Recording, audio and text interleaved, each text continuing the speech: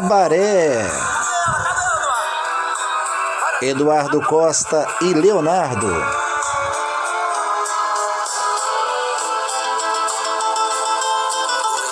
Parte 1. O começo.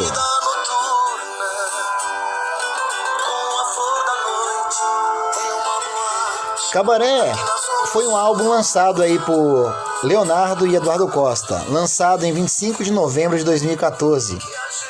O objetivo desse álbum era fazer releituras de clássicos sertanejos, conhecido pelo povo que curte muito a canção de diversos lugares de onde vêm as coisas do cabaré. Daí o nome do disco.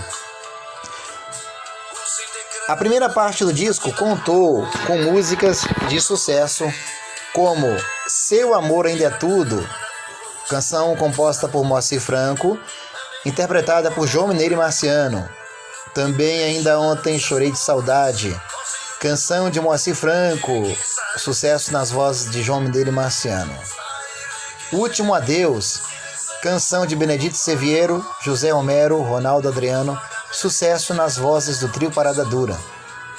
Princesa, canção de José Fernandes e Amado Batista, sucesso na voz do cantor Amado Batista. As Paredes Azuis, de Darcy Rossi e Marciano, sucesso na voz de João Mineiro e Marciano.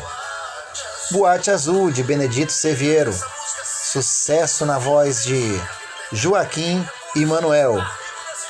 Borbulhas de Amor, que é a versão de Juan Luiz Guerra, versão feita por Ferreira Goulart e Fagner, sucesso na voz de Fagner. Vestido de Seda, de Alcino Alves e Teodoro, grande sucesso na voz da dupla Teodoro e Sampaio. E essa foi a primeira parte dessa viagem pelo cabaré.